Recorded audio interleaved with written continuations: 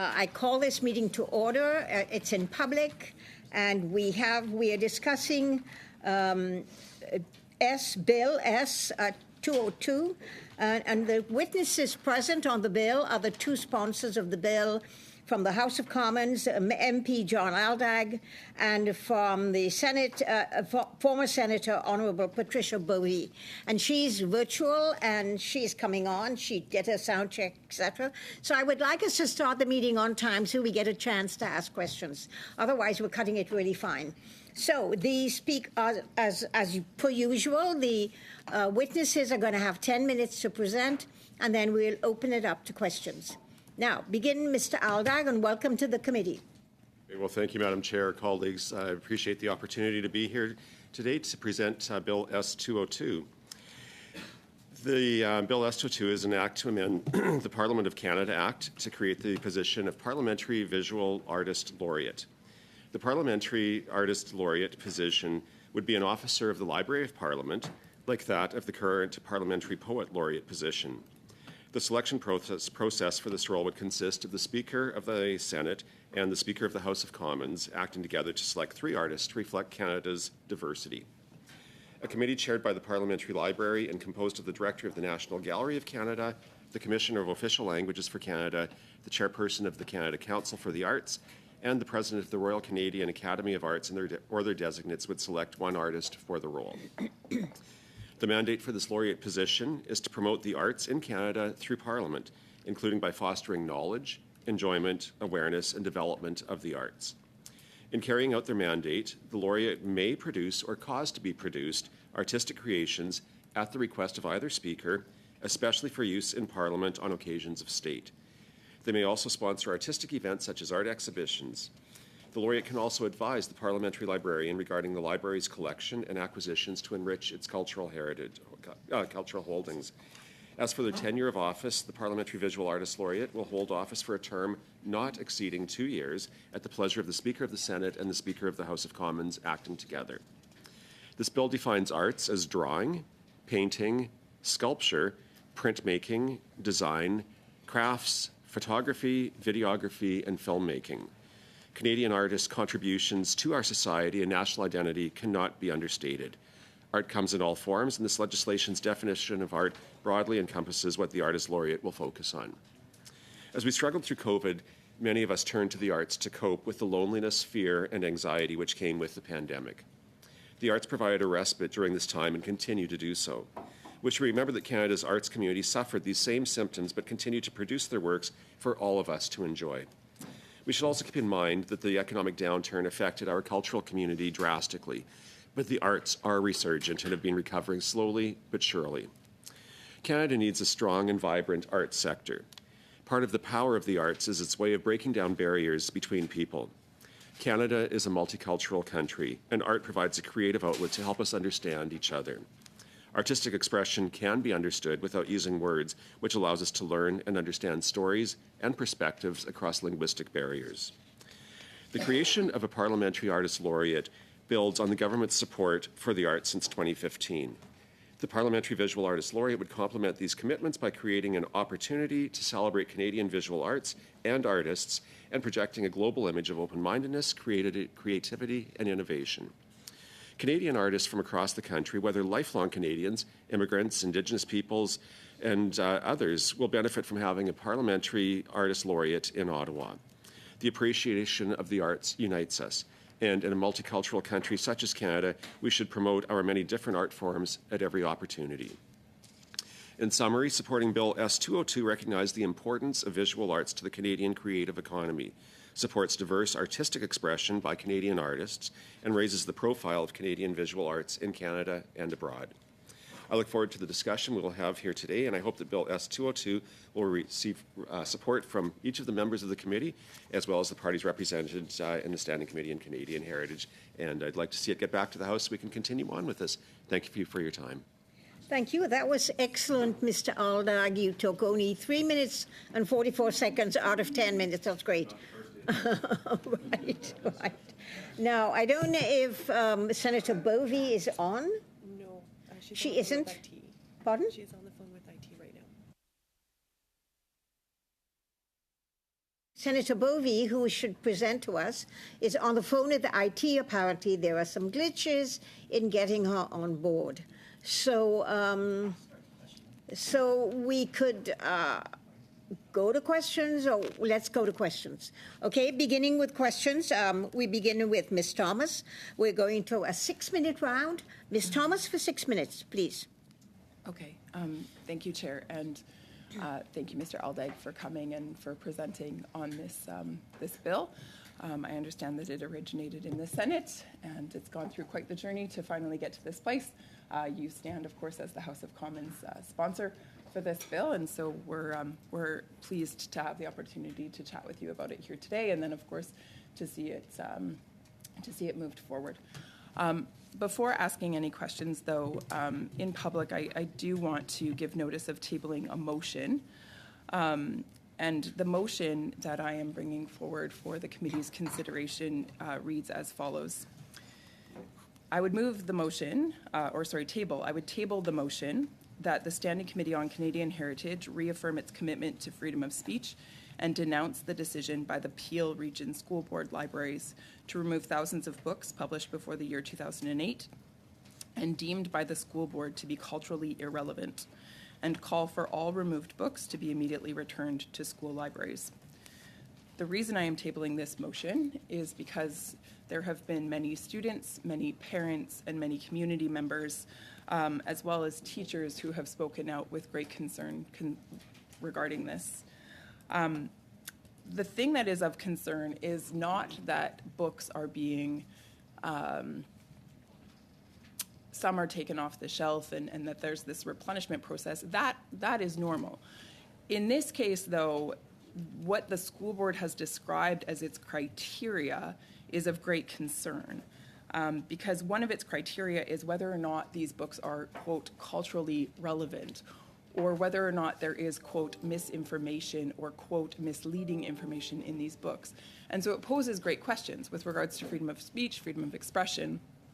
Who gets to be the czar of truth? Who gets to determine what is culturally relevant?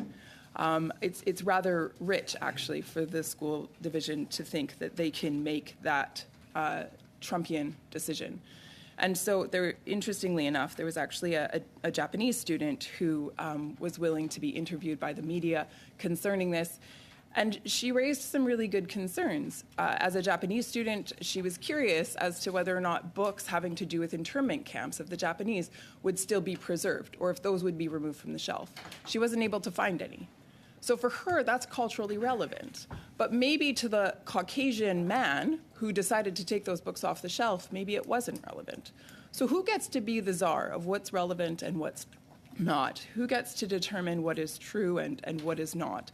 And so there is great purpose in protecting freedom of speech and allowing divergent viewpoints to be expressed. And the way we do that is by allowing a multitude of books to remain on the shelf and allow robust debate. And that's to say that, yes, there will be conflicting ideas expressed, but that's what allows society to progress. That's what allows for one idea to rise against another and for new innovation to transpire. And so I would ask this committee to consider this motion that I am tabling today, and that we would stand together united in our advocacy for freedom of speech. Just to clarify, Ms. Thomas, are you suggesting that we do something about this or just make a statement as a result of it? Yeah, thank you. I think that as the Heritage Committee at the federal level, we have an opportunity to make a statement with regards to the Canadian Charter of Rights and Freedoms and the fact that it is the supreme law of the land and that this school board should, in fact, heed that law. Thank you. Now, when you're going to bring giving us notice, so when will you bring this forward? At the next meeting on Thursday? Sure. So I'm only permitted to give notice of it today. Yes, I know you are. And so I will move it at a later date. All right. Thank you very much. Good. So now, any questions for John from Mr. Aldag? Yes, Mr. Waugh? Thank you, Madam Chair. Thank you, MP Aldag, and thank you to the former senator for bringing this out. I did speak to S202 in the House of Commons a while back, And I first of all want to state that I think we all agree here that we support arts and culture in this country and the diversity around it. And I was glad that you did mention, Mr. Aldag, art comes in all forms. It's changed quite a bit in this country, not since COVID. It's really digitally, and everything is changed. Are you open to some of the amendments in this bill coming forward? Well, this is the Canadian Heritage Committee, and I think that each of you have excellence and perspectives to bring to it. So yes, we're open to amendments. I would say that this bill, it has been before the House 3 times. It's been through the Senate 3 times, so there has been lots of discussion on it. It was first put forward by Senator Moore in the 42nd Parliament, and then former Senator Bovey, who has an extensive decades of experience in the arts history field and has worked at many museums, took the bill and brought it forward. And she thought that the elements that were put forward were reflective of the visual arts and how they're defined. But I would say that, yes, we are open to other art forms to be included. And that would, I think, strengthen the role of this position and strengthen the role in providing profile to the Canadian arts community and Canadian artists. Thank you, Mr. Aldag. I think that puts an end to the 6-minute question from the Conservatives. And we now have Senator Bovey on the line, or former Senator Bovey. And so, Senator, you have 10 minutes to present, or less. John took 3 minutes. So we're not pushing you on anything here, but go ahead, Senator. Begin, please.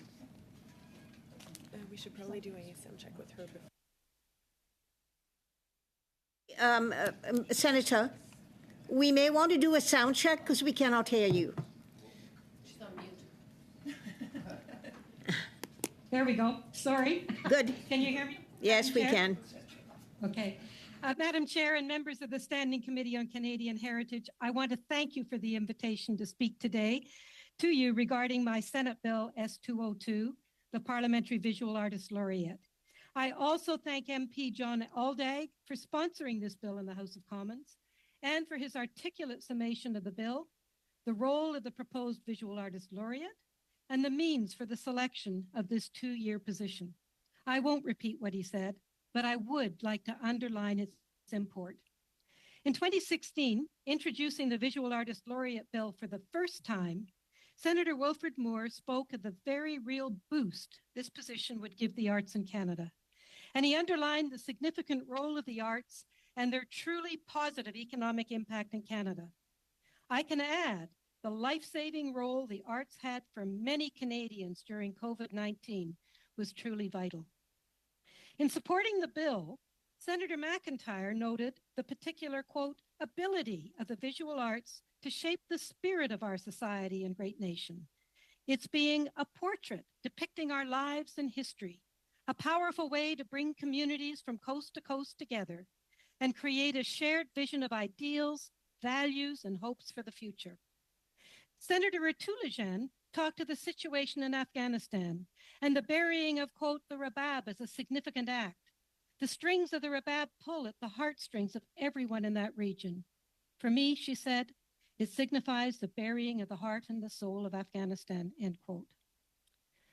Honorable members, the visual arts are powerful and meaningful in one of the 3 international languages, the other 2 being music and movement. They connect people of all languages, cultures, ages, and geographies. In today's Canada, the Visual Artist Laureate on the Hill will bring the public perspective of Parliament, the importance of our democracy today, and the issues and work of parliamentarians to the fore for every Canadian, in ways that will communicate to all, to lifelong and new Canadians and immigrants and refugees, regardless of their mother tongue. The visual arts are a powerful way to tell our stories, show our diversities, and how we work together. Indigenous artist Christy Belcourt, the Ontario Arts Council Artist Laureate in 2014, did compelling work. And indeed, her window in our Parliament building talks to the issues of residential schools and reconciliation. Many artists across this country have given their insights to many societal needs, residential schools, substance abuse, housing. And in this position, The Visual Artist Laureate will assist in conveying your work on all issues and will also reach beyond the hill. Les arts sont un levier de changement et ont souvent été The arts are a lever of change and have often been spoken of as the most powerful tool we have for social change. As we deal with issues of poverty, race discrimination, crime prevention, health, and more, we need these tools more than ever before. de ces utile. That role was recognized by the 1999 report of this committee, A Sense of Place, A Sense of Being. It noted, quote, the role of artists is not only to mirror the values of the society in which they live, but to reflect on the issues that society must address if it is to know us better, end quote. I hope you agree this bill acts on that reality. The visual arts also have the power to teach and inspire. I believe the Visual Artist Laureate will be a bridge to our youth regarding the role of democracy, the workings of Parliament, and your commitments, and assist in addressing the gap in the knowledge of civics. It would be a connector across this country, across generations, and open doors to bring us together at a time it has never been needed more. Art as a mirror of society is not a lie, not an exaggeration, or a fleeting and permanent digital commentary. It is permanent, good, and an important part of our heritage and ongoing history, portraying honestly what we are and what we are thinking. En ces temps difficiles, les artistes sont attentifs. In these difficult times, artists are watching, and those of all disciplines have told me how important this piece of legislation is. It would be a really solid vote of moral confidence and recognition of them, and of Parliament itself. As you know, I consulted with more than 600 artists. In closing, I want to thank members of all parties in the House of Commons and all groups in the Senate of Canada for the support of this bill in its earlier times, times which were truncated by prorogation and election. I want to thank you, and I hope this bill will have your support now. Thank you most sincerely. Thank you very much, Senator Bovey. And I think we're going to move now to the question and answer section. We've already had the Conservatives have a 6-minute round, and we're going to go to the Liberals now. Lisa Hepner for 6 minutes. Please, Lisa, begin. Thank you, Chair, and thank you, Senator Emeritus, and thank you, MP Aldag, for being here to explain this bill for us today.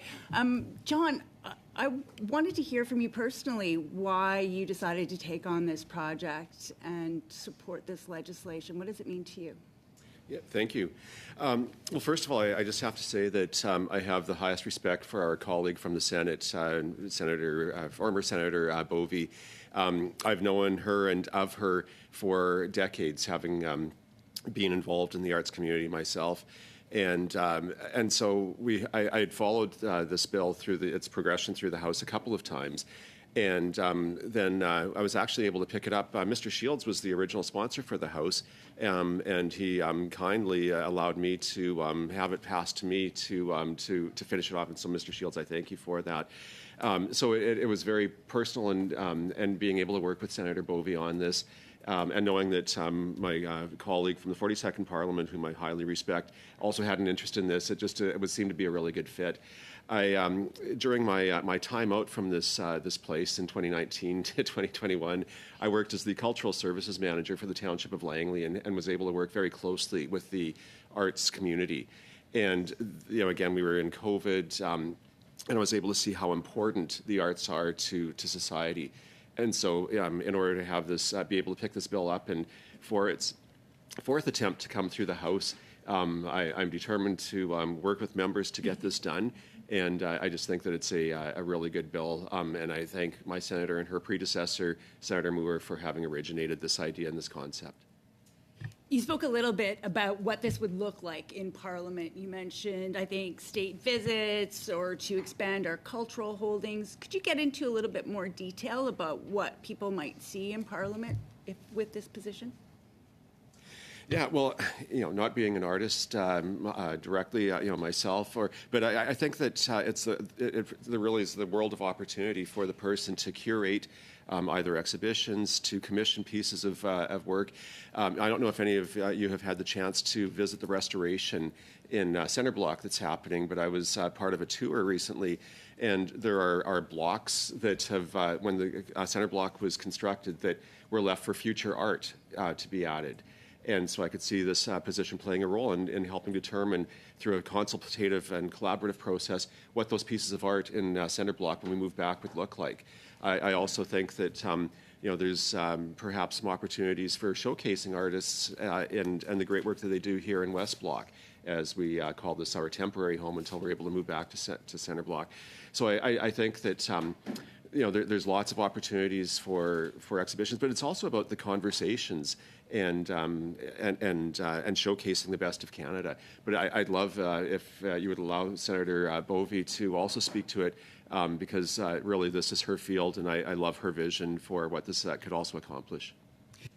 Please, Senator. And I would also like to hear, while you're at it, how this would impact arts communities across Canada, not just here in Parliament. Thank you, Ms. Hepner, and thank you, Mr. Aldag. I think this is a really important opportunity for Parliament to showcase what the discussions that are being had, the societal issues that are being discussed, using that international language of visual art to engage Canadians, immigrants, refugees with the work, the important work that goes on Parliament Hill.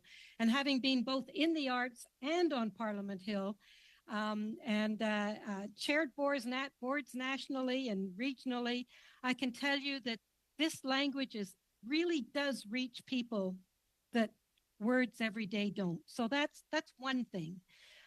In terms of the support across the country, it's huge. And I was really thrilled as I was consulting with artists across the country on a variety of things and arts organizations. And I've met with kids from high school right on to nonagenarians who have worked in all arts disciplines, all kinds of arts organizations.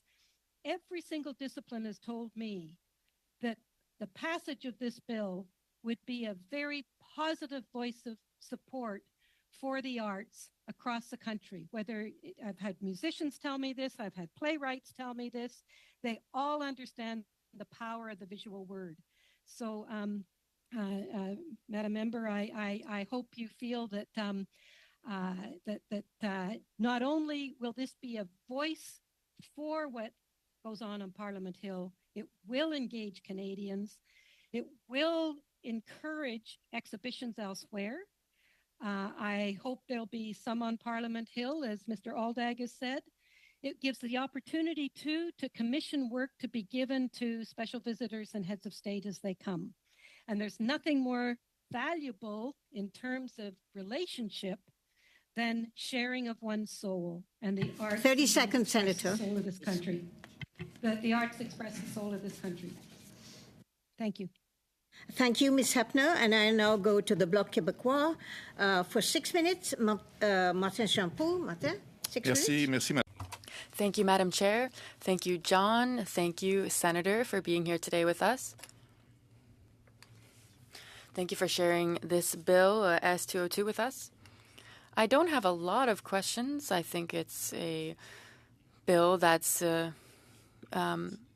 easy to understand, relevant, and I think that the government supports the promotion of the arts in general. I do have a question on point 2 on the selection of the artist. My question is related to the Francophone aspect of things.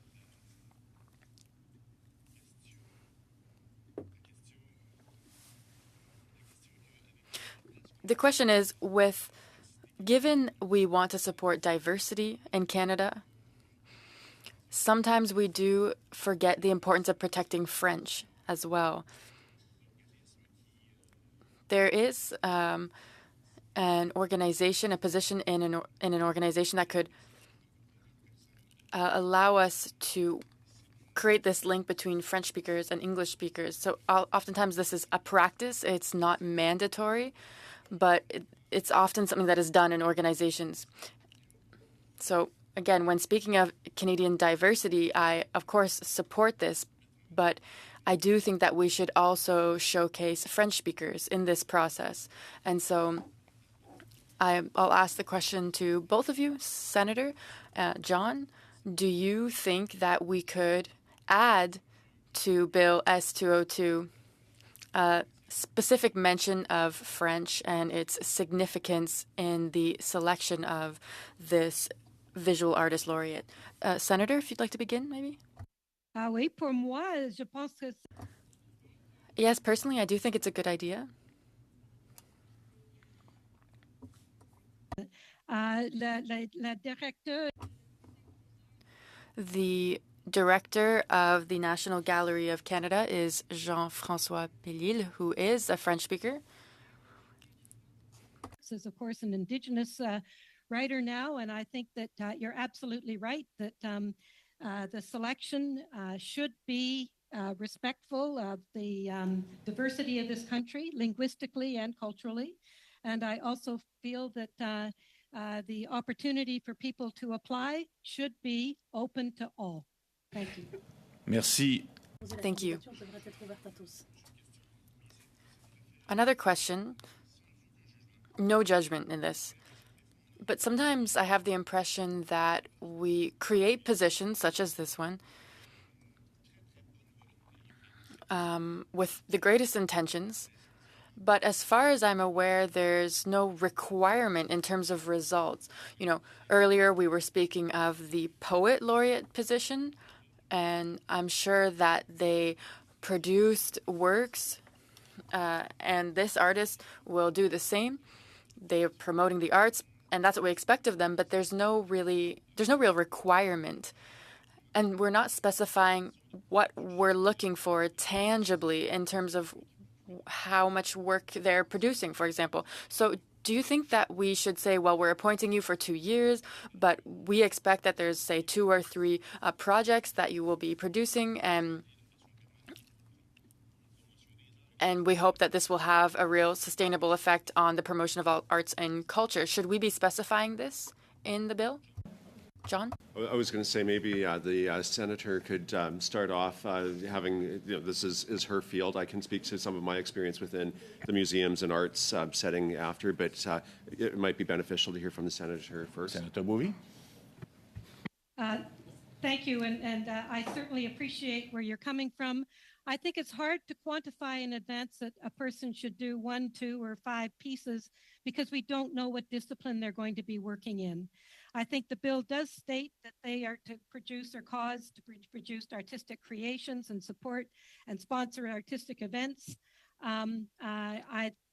It's clear that work is to be produced. I have worked with the poet laureates in my years in the Senate, and they've produced amazing work and have done some actually for me. George Eliot Clark actually wrote a poem in support of this bill. So I have no difficulty with saying, yes, work must be produced, but I do have difficulty quantifying it because we don't know if they're going to do many drawings or are they going to do one big film. And I think we have to be very careful not to quantify what somebody can do with the discipline that they work in. C'est un excellent point. That's a very good point, yes. We can't request 14 huge sculptures from one individual. We should make sure it's very realistic. Thank you, Senator. I would say that the only concern that I have, is, if I could suggest an amendment later on, it would be to ensure that French be truly protected in the criteria for selecting the Visual Artist Laureate. Thank you. I'm done, Madam Chair. You finish your questions. You have 1 minute and 20 seconds left, Marseille. But it's okay. Great. That's great. Yes. Well, that's what I'm seeing on my stop clock. But that's okay. We shall go to the New Democrats for 6 minutes. Mr. Julian, Peter Julian. Well, actually, it would be 7 minutes and 20 seconds, Madam Chair, because we work cooperatively, and my time is your time, their time is my time.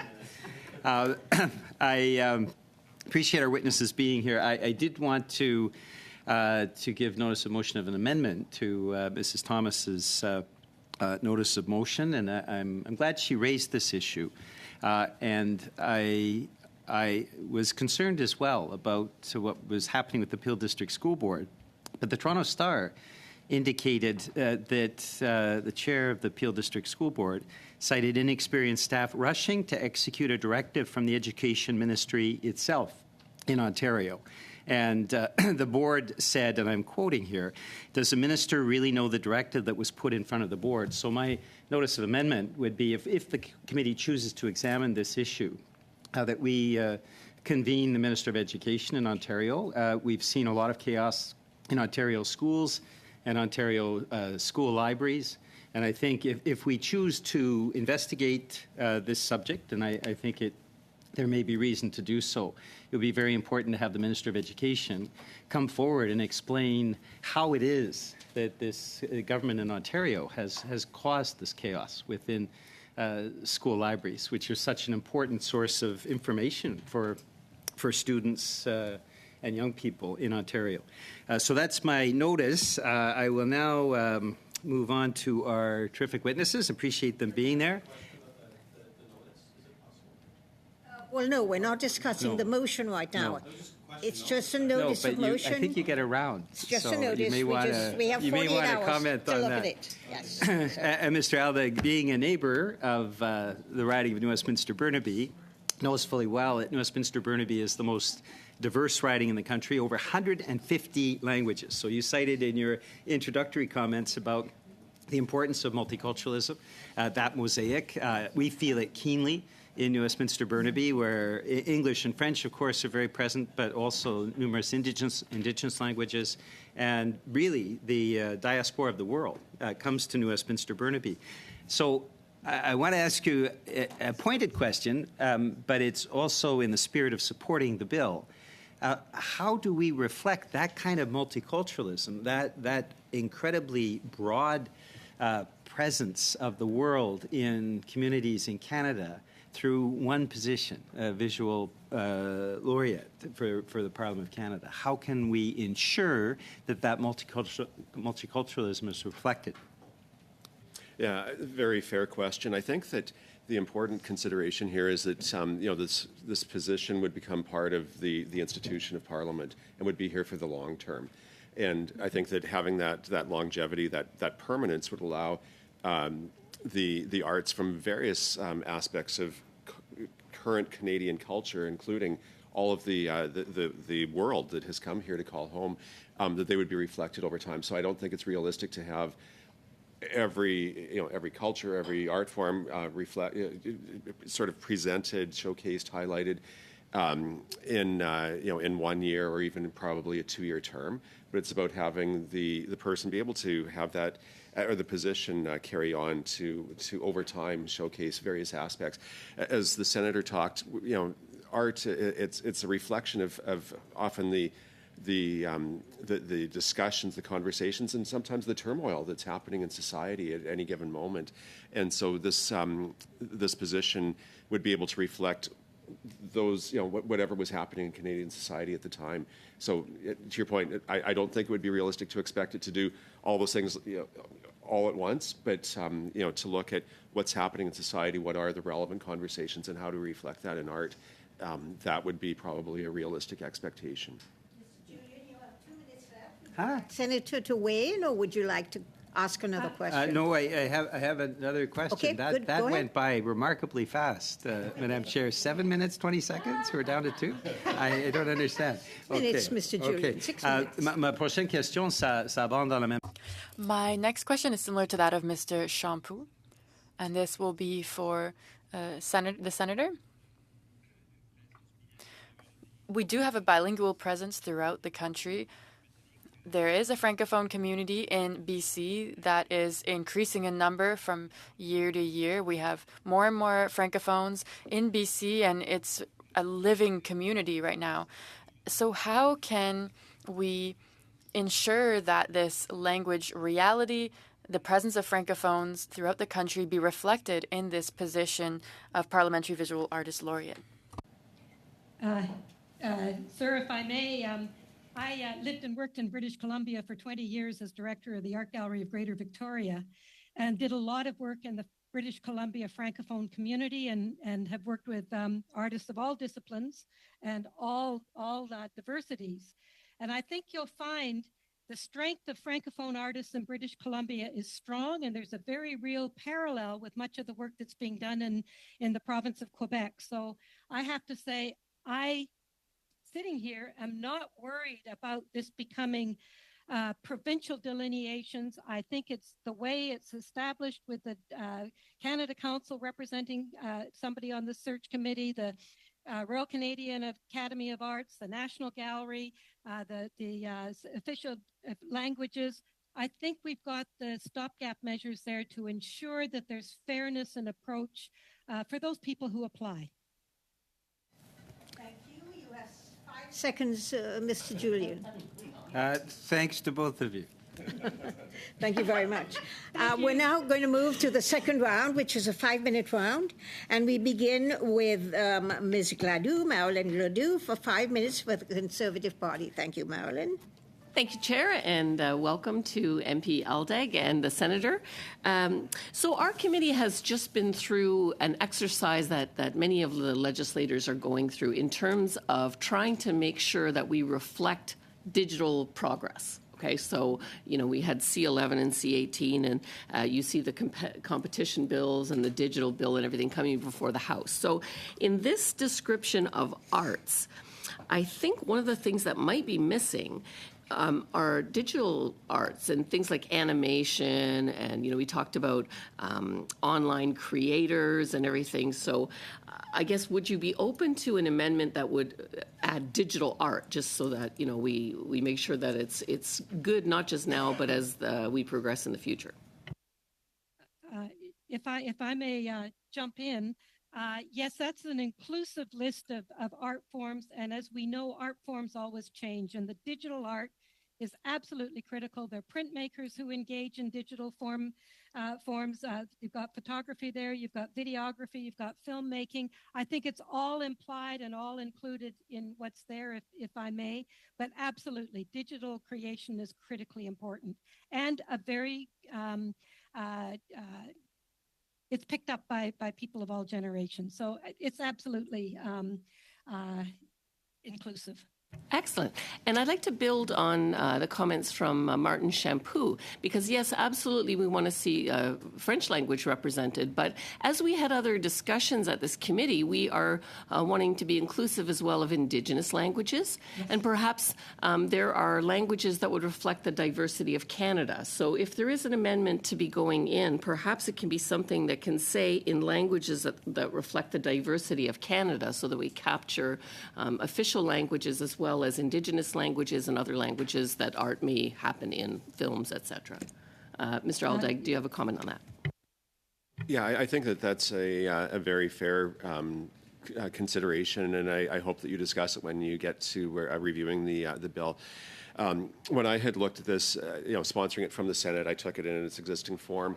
But I do liken it to a bill that I had taken through the House in the 42nd Parliament related to the Historic Sites and Monuments Board of Canada, and how commemorations of persons, places, and events of national significance happen.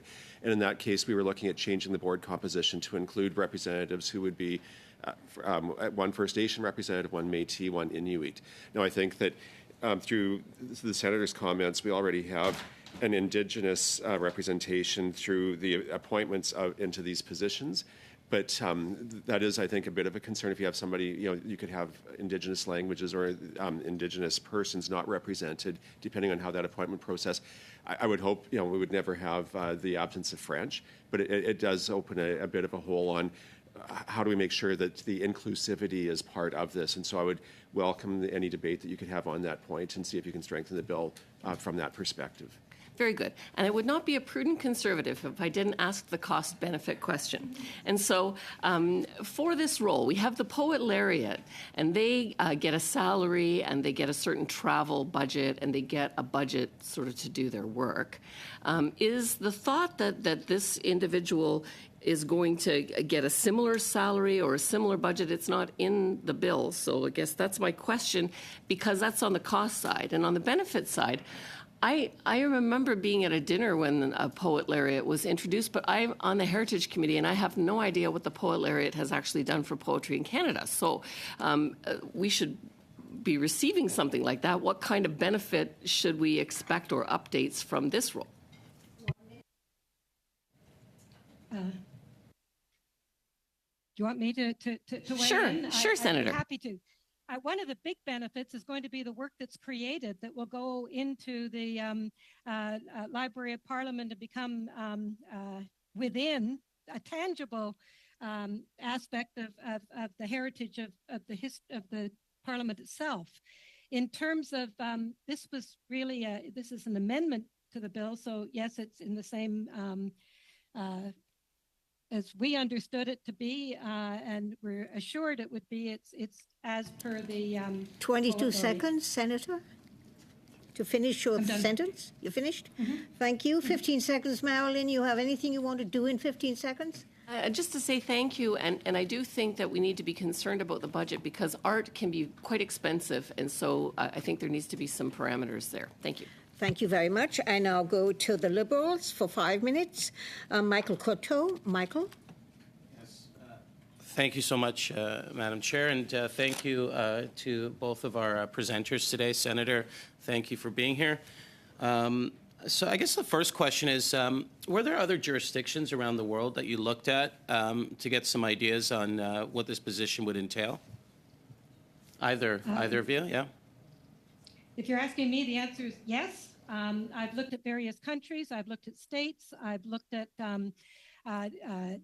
children's drawing laureates. I've looked at City of Toronto, City of Victoria did a wonderful for Canada 150. They had a visual artist laureate, Indigenous visual artist laureate, actually two to celebrate Canada 150.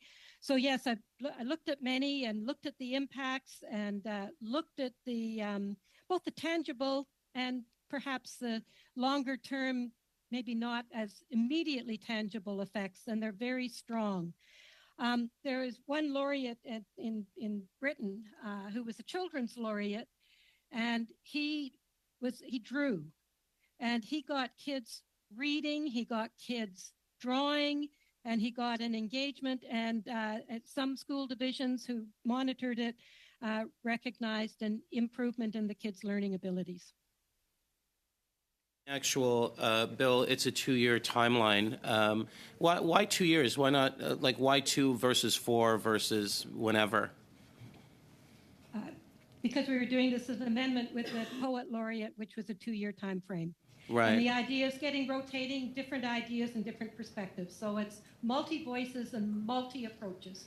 I like that idea. So you wouldn't see the person being reappointed. It'd be more just changing to better reflect the country and the different regions, et cetera, and diversity. Absolutely. Yeah, that's yes. Great. Now, did you get a lot of support from the arts sector? What were some of the notable names or comments or perspectives that were shared with you in regards to this initiative? I've had huge support. From artists in all disciplines, all visual art disciplines and other disciplines. They understand the international linguistic power of the visual arts, which transcend words. And so that's been really recognized. And quite honestly, they see if Parliament can support this, they feel that it will really help the moral support for the arts across this country. And they're looking forward to being able to engage. They often feel cut off from Parliament. And through this process, there's been an engagement that I feel has been very enriching from coast to coast to coast. And I noticed that there was a trend provincially at different provincial legislatures to bring in poet laureates because of the initiative that took place here federally. Did you get any indications from any provincial jurisdictions that this was something that they would be interested in? Is this the first? Are there any other provinces that have this type of position? Some of the arts councils do. Several cities do. But this is the first for Canada this way. And yes, I've had people tell me I've been meeting with some of the arts councils, provincial arts councils in the last few months. And yeah, they're looking at this as artists in residence. We've got galleries and museums across the country.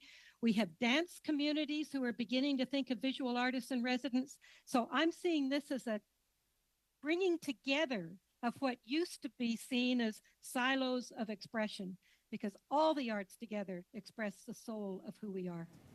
Well, Senator, I want to thank you personally. I'm a big supporter of the arts. I think art in general, allows people to connect. It, provides support. It builds community. And I just want to say, even the economic development aspect of it is quite remarkable across this country. I just want to say thank you to both of you for bringing this initiative forward. I think it's something that I support, and I'm sure many members on this committee support. And I just want to say thank you for your hard work and your dedication to building a better country. I thank you. Thank you. And we now go to the Bloc Québécois for 2.5 minutes. Martin Champoux. Madame la Présidente, je vais faire ça vite. Thank you, Madam Chair. I'm going to be quick. Reading the bill, I thought it would be very easy. I thought that we would quickly sign off on it. But now I'm realizing that there are some interesting things to get into. Marilyn was talking about the budget earlier. When we speak of visual arts, there are a lot of different disciplines. If I were selected as the visual artist laureate and I were a marble sculptor, I would make a huge sculpture, but it's not the same thing as someone who maybe is a painter who does very small paintings. And so, of course, that can have an effect on the budget. Again, I'd like to thank Madam Senator and Jean for this bill. Madam Speaker, I'd like to table, however, a bill or a motion from last May 30th, and it's similar to what Ms. Thomas had suggested earlier. So I will be reading it.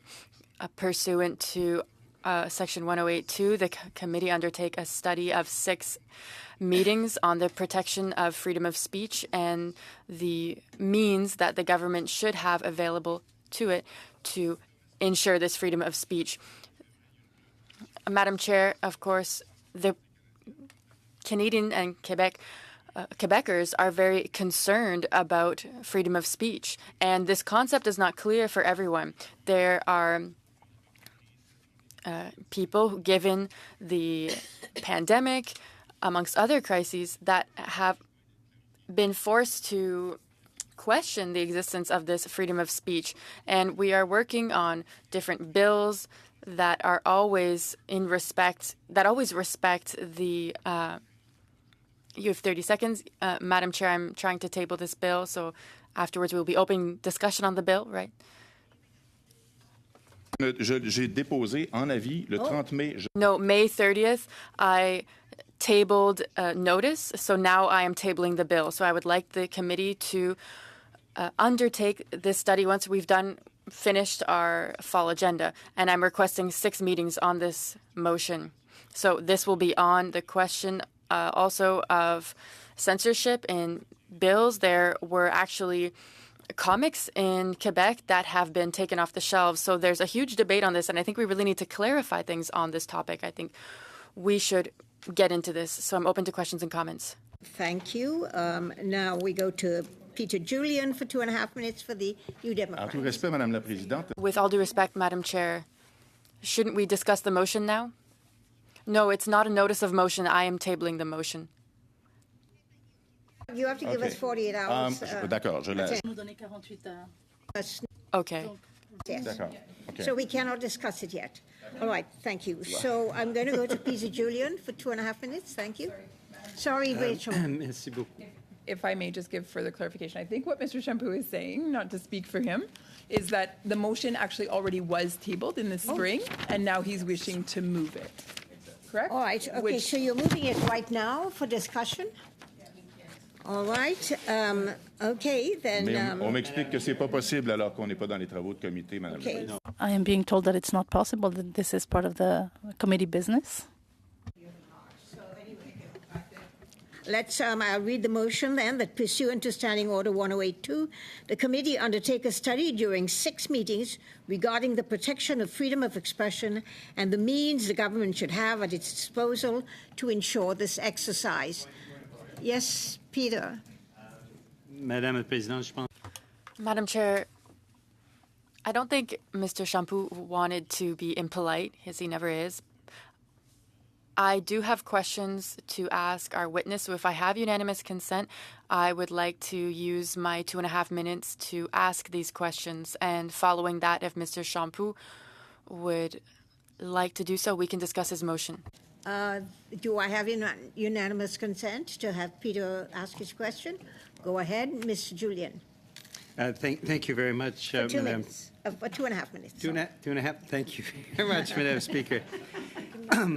The issue that we haven't really gone into any detail is Indigenous languages. We have over 60 Indigenous languages in this country. Some of them are, quite frankly, on the verge of extinction, and we need to be taking initiatives to ensure that each one of those languages are enhanced, and that a new generation of Indigenous kids can learn the languages that were often simply beaten out of them tragically in residential schools. So you did touch on that, Mr. Aldag, in your introduction. How do we ensure that Indigenous languages, through the means of the Visual Artist Laureate, are promoted and preserved right across this country?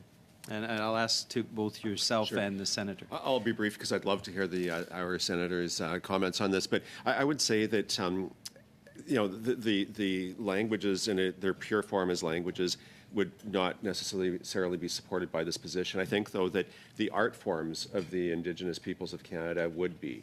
And as languages are very vulnerable, so are art forms. And we know that the Indigenous communities across Canada have amazing forms of art. When I think of Inuit art and some of the art forms that have come there, and across First Nations and Métis that have their own cultural traditions, that this would help preserve those very distinct art forms within the Indigenous peoples who have lived in Canada since the beginning of time. So languages I see as being somewhat separate, but the importance would be through the ongoing support for art forms. But I'd welcome our senator's comments on this as well.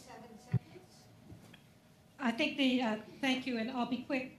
I agree with what Mr. Aldag has said, and the Indigenous visual art forms across this country are diverse, they're rich, they're amazing, and I am very hopeful that Indigenous artists will come forward to become our Visual Artist Laureate, and I work very closely with them. And Mr. Julian, if I may, one of the things I'm working on is against the international fraud rings that are now harming Canada's Indigenous artists significantly.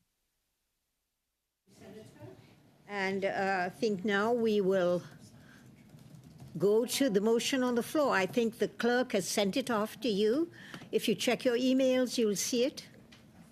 But I will read it as chair. Que conformément à l'article...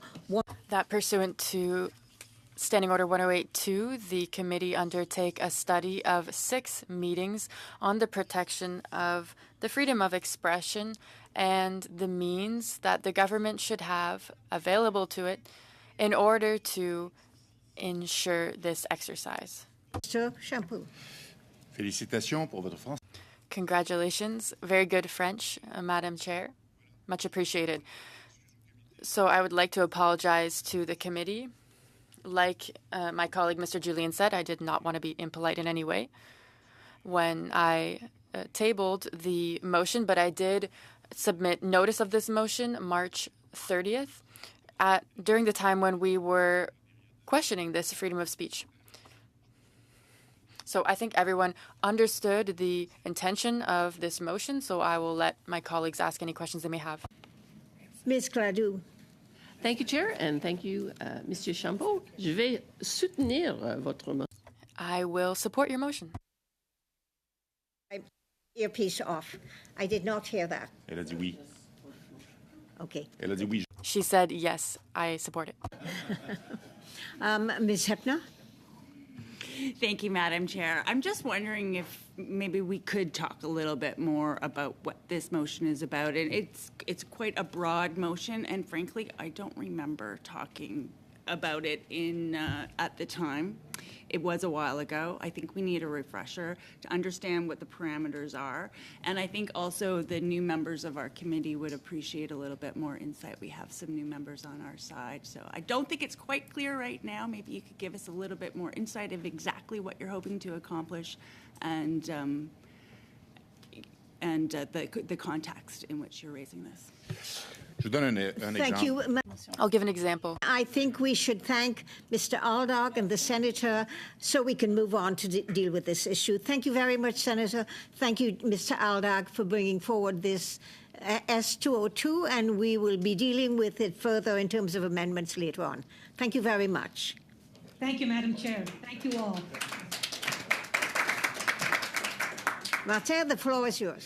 Merci, Madame la Présidente. Thank you, Madam Chair. Thank you, Ms. Hefner, for this question.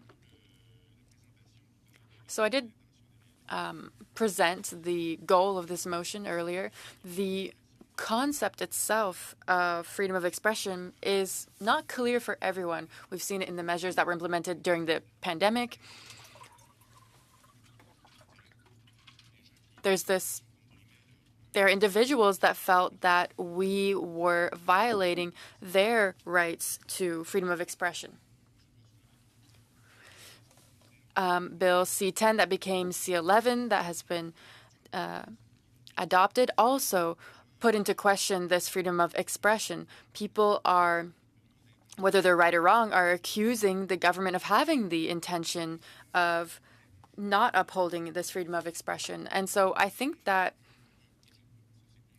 we need to establish the fact that, and this is one of the goals of the bill, when we vote on a bill in the House of Commons, it needs to respect this freedom of expression under the Charter of Rights. And there are discussions that we need to have on this. As parliamentarians, we need to ensure that people understand what we're doing here. And we also need to have a framework around the decisions that we make, because sometimes they're questionable decisions, for example, in the school system. We've seen recently. We have books that are very well known. Sometimes these are cultural works, or like I said, certain comics. Some of them relate to certain beliefs, a variety of things. And we need to discuss this. We haven't had this discussion yet, despite the fact that people are in heated debate about this. So I think it would be useful to welcome people who have questions on freedom of expression. Some people may state that they aren't in agreement with some of the, how can I say it, some of the criteria or definitions of freedom of expression. And so in my opinion, this will be a very relevant, interesting, and constructive discussion, because as liberals, you have your own point of view on the a different perspective than the Conservatives, than the Bloc. We all have our own perception of what is acceptable and what is not. But beyond this, I would say there does exist a foundation that upholds this right, this freedom of expression. And so I think that's what we need to get into in the discussion.